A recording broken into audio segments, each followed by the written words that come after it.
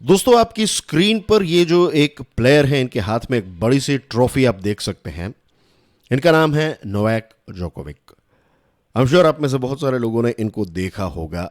लेकिन हमारा देश जो है ये एक क्रिकेट लविंग कंट्री है, तो टेनिस के चाहक जो है वो उतने ज्यादा नहीं है compare to cricket.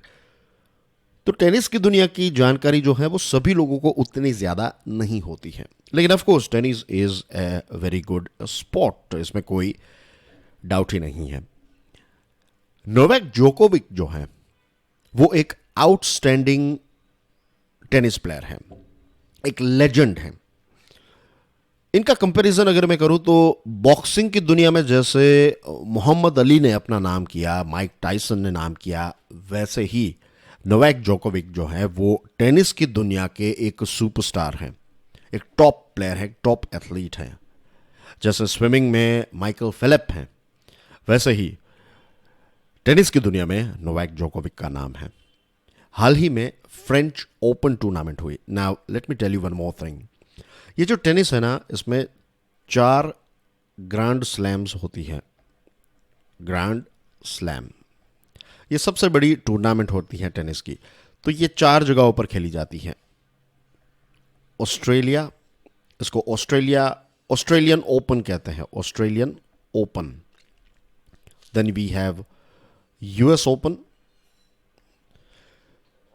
Then we have French Open, of course ये नंबर 3 है French Open, and number 4 is Wimbledon जो यूके में है। उसको विंबलडन कहते हैं। बाकी French Open, Australian Open, US Open है। तो ये 4 ग्रैंड स्लैम है। सबसे बड़ी टूर्नामेंट अगर टेनिस की होती है तो ये 4 होती है।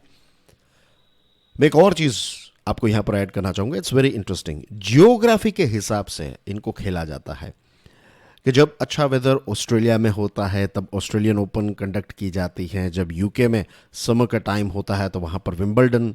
तो इस हिसाब से ये जो ग्रैंड स्लैम्स हैं उनका कैलेंडर जो है वो इस प्रकार से डिज़ाइन किया गया होता है। अब आप कॉम्पिटिटिव एग्जामिनेशन की तैयारी कर रहे हैं तो आप देख लीजिएगा कि समर सोल्स्टाइज, विंटर सोल्स्टाइज, जो हमारी पृथ्वी एक रेवोल्यूशन करती है सूरज की, सूरज के इर्द गिर्द जो एक पूरा रेवोल्यूशन होता है, और जैसे सीजन्स में चेंज आता है तो उसी हिसाब से ये ग्रैंड स्लैम्स जो है उसमें भी ऐसे टूर्नामेंट्स जो हैं वो वेदर के हिसाब से कंडक्ट की जाती है, which is very interesting to know of course.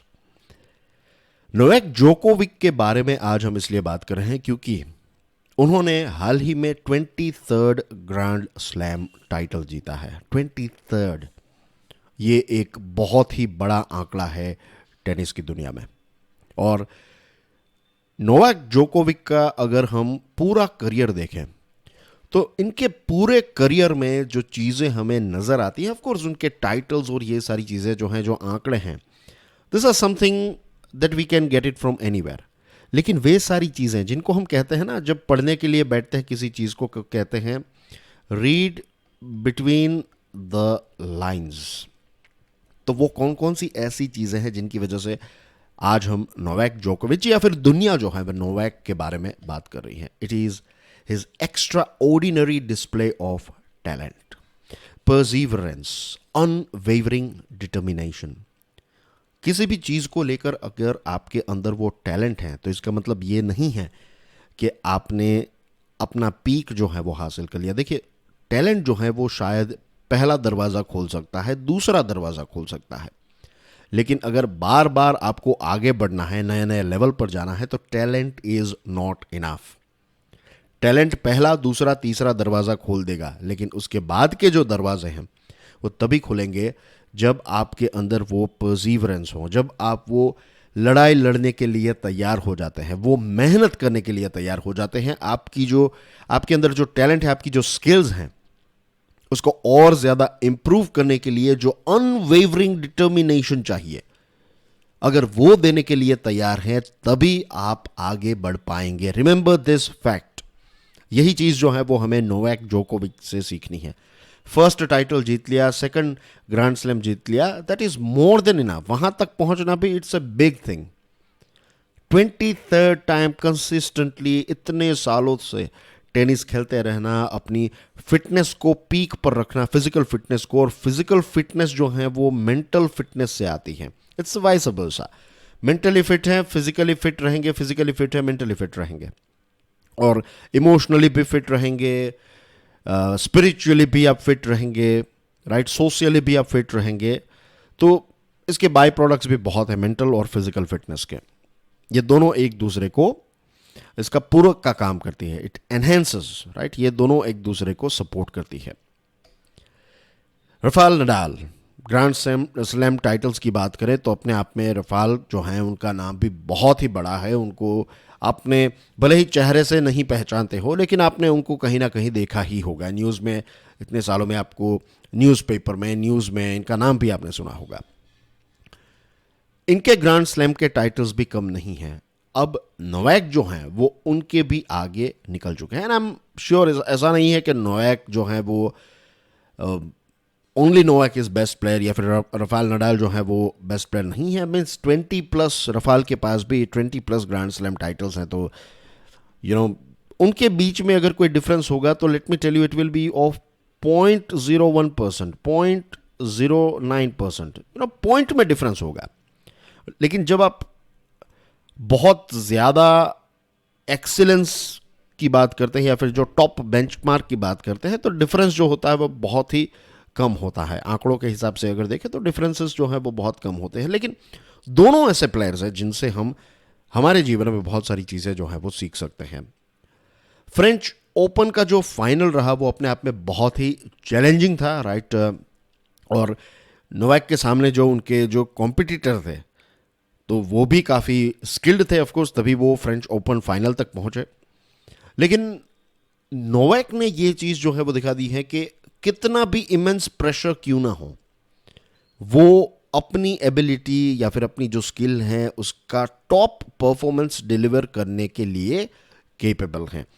और ये जो चीज़ है इमेंस प्रेशर में काम करना, ये चीज़ ऐसी है कि ये आप अंदर से ठान लेंगे कि मैं कर लूँगा तो उससे नहीं होगा। Of course that is also the most important thing. Seed जो है उसकी क्वालिटी तो अच्छी होनी ही चाहिए, लेकिन उसी के साथ साथ आपको उसकी प्रैक्टिस भी करनी पड़ेगी। आपको उस इमेंस प्रेशर वाले एनवायरनमेंट में काम करना पड़ेगा। स्टार्टिंग के टाइम पर आपको बहुत तकलीफ होगी, लेकिन धीरे धीरे करके आपकी स्किल्स आप यूज टू हो जाएंगे। इट्स लाइक अगर आप ट्रेन से ट्रैवल कर रहे हैं कहीं पर, और अगर आप ऑब्जर्व करेंगे तो जब ट्रेन गुजरती है कुछ खेतों में से, तो कुछ ऐसी काउज होती हैं जो ट्रेन को देखकर बहुत ज़्यादा डर जाती है, और कुछ ऐसी काउज होती है, कुछ ऐसी गाय होती हैं जो ट्रेन के बहुत ही नज़दीक ट्रेन निकल रही है और उसको कुछ फ़र्क नहीं पड़ेगा, वो आराम से अपना जो ग्रास है उसको एंजॉय कर रही है। तो गाय होती है। तो डिफरेंस क्या है? डिफरेंस ये है कि एक जो गाय है वो ट्रेन से इतनी यूज टू हो चुकी है कि उसको ट्रेन की आवाज़ से डर नहीं लगता है, और दूसरी जो गाय है वो शायद इस एनवायरनमेंट में न्यू कमर है। लेकिन ये ट्रेन से यूज टू तभी वो काव होगी जब उसको वहां पर एक्सपोज किया जाएगा। अगर आप उसको वहां पर बांध देंगे, it applies to cow, it applies to a person, it applies to a horse, right. अगर जितना ज़्यादा आप उस नए एनवायरनमेंट में, इमेंस प्रेशर वाले एनवायरनमेंट में रहेंगे, उतना ही आप जल्दी यूज टू हो जाएंगे। तो फ्रेंच ओपन में नोवाक ने अपनी एक्सेप्शनल स्किल्स, मेंटल फोर्टिट्यूड और अनवेवरिंग फोकस को डिस्प्ले किया। दूसरी जो चीज़ है नोवाक की वो ये है, जैसे मैंने आपको बताया ना कि ये 4 ग्रैंड स्लैम्स हैं, तो ये चारों के सरफेस अलग होते हैं, चारों का एनवायरनमेंट अलग होता है। तो ये अलग अलग जो सरफेसेस हैं उनमें भी बहुत ही अच्छी तरीके से नोवाक जो है वो अडाप्ट हो जाते हैं। दैट मीन्स कि उनकी प्रैक्टिस जो है वो अपने आप में बहुत ही वर्सिटाइल होगी, और अलग अलग कंडीशंस में एक्सेल करना ये भी नोवाक की सबसे अच्छी खास बात है। दिस इटसेल्फ इंडिकेट्स के फाइनल लेवल पर टेनिस के कोर्ट में जाकर परफॉर्म करना जो है that is just part of your लाखों करोड़ों आवर्स जो आपने ट्रेनिंग में दी है, उसका एक फाइनल जो एक नेक्टर है, उसका फाइनल जो अमृत है वो वहाँ पर डिस्प्ले हमें देखने को मिलता है। लेकिन जो बैकग्राउंड की प्रोसेस है वो हमें देखने को नहीं मिलते। तो यू कैन इमेजिन कि अलग अलग कोर्ट्स पर वो इतने ईजिली अडेप्ट हो जाते हैं। दैट मीन्स कि ये व्यक्ति जो है वो बहुत ज़्यादा पसीना बहाता है। उन्होंने बहुत सारे रिकॉर्ड्स तोड़े हैं, और वे सारे रिकॉर्ड्स जिनको एक समय पर यह लगता था कि ये अनटचेबल रिकॉर्ड्स हैं, इनको कोई तोड़ ही नहीं सकता। लेकिन नोवाक ने अपने वर्क एथिक, डेडिकेशन और टैलेंट का सदुपयोग करते हुए ये सारे अलग अलग रिकॉर्ड्स को तोड़ दिए। एक और चीज़ यहाँ पर ऐड करना चाहूँगा, एंड दैट इज़ कि ऐसा नहीं है कि नोवाक का करियर जो है वो, क्योंकि उनके पास टैलेंट था, तो ऐसा नहीं है कि सारी की सारी चीज़ें जो है वो उनके लिए ईजी रही। उन्होंने बहुत सारे चैलेंजेस भी अपने करियर में फेस किए हैं, बहुत सारे फेलियर्स भी उन्होंने फेस किए हैं, बहुत सारी इंटेंस कंपटीशन भी उन्होंने फेस किया। Andy Murray, then you have Rafael, right, then दूसरे भी ऐसे प्लेयर्स हैं, टॉप लेवल के प्लेयर्स, जो काफ़ी अच्छी तगड़ी कंपटीशन देते थे। लेकिन अपनी मेंटल स्ट्रेंथ, रेजिलियंस, और सबसे अच्छी बात जो है नोवाक की वो ये है कि उनके अंदर ये क्वालिटी है जो बहुत कम लोगों के अंदर होती है, और आज के समय में तो बहुत कम देखने को मिलती है, that is bounce back quality. कि फेलियर पर बैठ नहीं गए, अगर किसी कहीं जगह पर फेल हुए तो कहाँ कहाँ चूक हो गई, अपनी ही गलतियों से चीज़ों को सीखा और मिस्टेक को इम्प्रूव करके फिर से एक बार कोशिश की। And this reminds me of mister Bachchan, I am talking about senior Bachchan, right. मैं अमिताभ बच्चन के पिताजी की बात कर रहा हूँ। उनकी एक कविता है ना, कोशिश करने वालों की कभी हार नहीं होती। Harivansh Rai Bachchan to be precise. कोशिश करने वालों की हार नहीं होती, और ये बात जो है वो नोवाक ने अपने करियर में डिस्प्ले की है, दिखाई है।